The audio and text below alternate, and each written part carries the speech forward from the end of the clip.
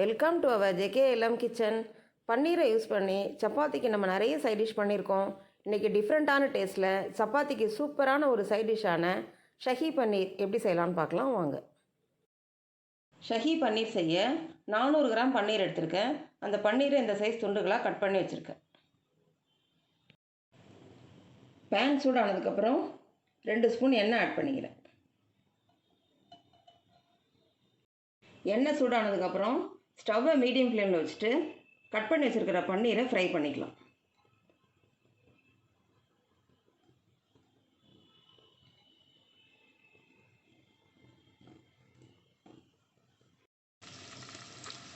பன்னீர் லைட்டாக ஃப்ரை ஆனதுக்கப்புறம் திருப்பி விட்டுக்கலாம்.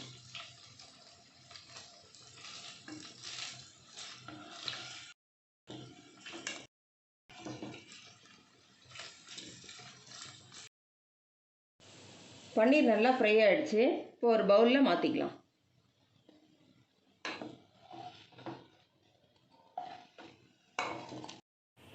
அதே எண்ணெயிலேயே 2 பெரிய வெங்காயம் நீல வாக்கில் கட் பண்ணியிருக்கேன். அதை ஆட் பண்ணி ஃப்ரை பண்ணிக்கலாம்.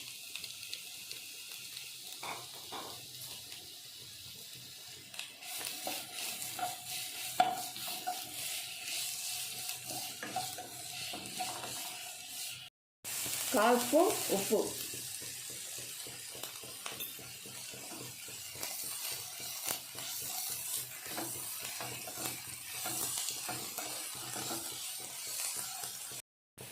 வெங்காயம் பாதி வதங்கினதுக்கப்புறம் 1 ஸ்பூன் பொடியாக கட் பண்ண இஞ்சி, 1 ஸ்பூன் பொடியாக கட் பண்ண பூண்டு,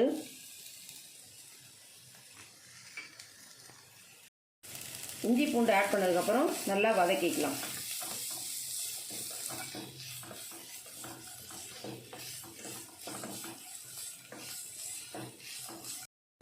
இஞ்சி பூண்டு வதங்கினதுக்கப்புறம் 10 to 12 முந்திரி, 10 to 12 பாதாம் ஆட் பண்ணி நல்லா வதக்கிக்கலாம்.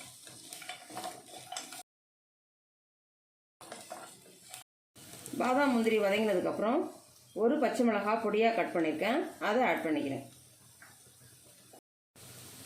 அதோட 3 தக்காளி அரைச்சி வச்சுருக்கேன். அதையும் ஆட் பண்ணிக்கிறேன்.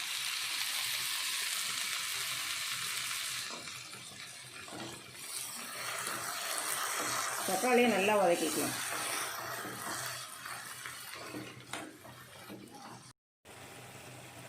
ஒரு spoon Kashmiri red chilli powder, 1/4 spoon garam masala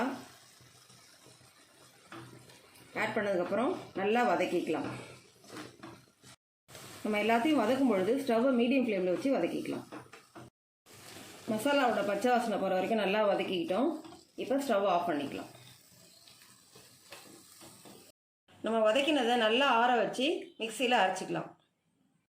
நம்ம வதக்கினது நல்லா ஆறினதுக்கப்புறம் மிக்சி ஜாரில் ட்ரான்ஸ்ஃபர் பண்ணிக்கலாம்.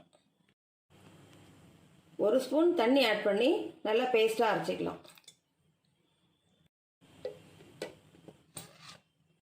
நல்லா இந்த அளவுக்கு பேஸ்ட்டாக அரைச்சிக்கிட்டோம்.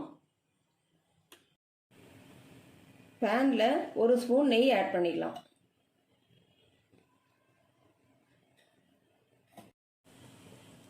நெய் சூடானதுக்கப்புறம் நம்ம அரைச்சி வச்சுருக்கிற மசாலாவை அதில் ஆட் பண்ணிக்கலாம்.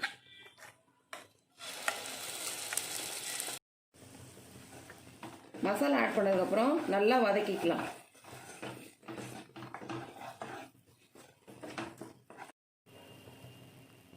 ஒரு spoon Kashmiri red chilli powder, 1/2 spoon தனியாத்தூள், 1/4 ஸ்பூன் மஞ்சள் தூள் எல்லாம் ஆட் பண்ணதுக்கப்புறம் மசாலாவோட பச்சை வாசனை போகிறதுக்காக கொஞ்சம் நேரம் வதக்கிக்கலாம்.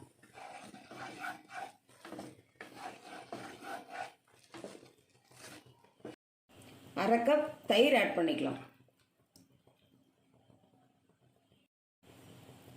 அரை கப் தண்ணி ஆட் பண்ணிக்கலாம். எல்லாத்தையும் ஆட் பண்ணதுக்கப்புறம் நல்லா மிக்ஸ் பண்ணிக்கலாம்.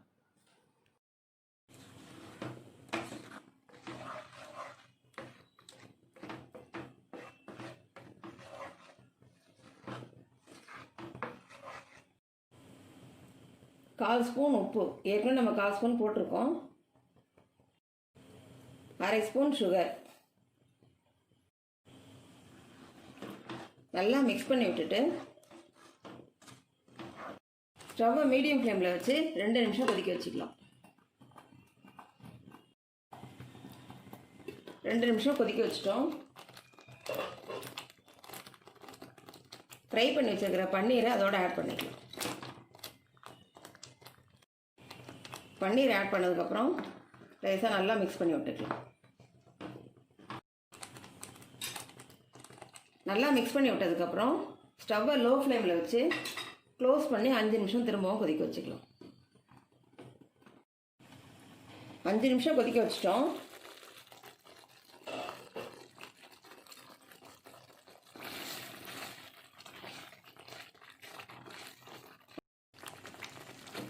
நல்லா மிக்ஸ் பண்ணி விட்டுட்டு பொடியாக கட் பண்ணி வச்சுருக்கிற கொத்தமல்லி தழையை தூவிக்கலாம்.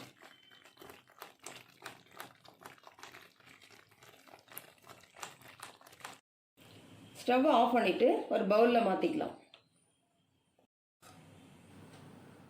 மேலே ஒரு ஸ்பூன் ஃப்ரெஷ் க்ரீம் ஆட் பண்ணிக்கலாம்.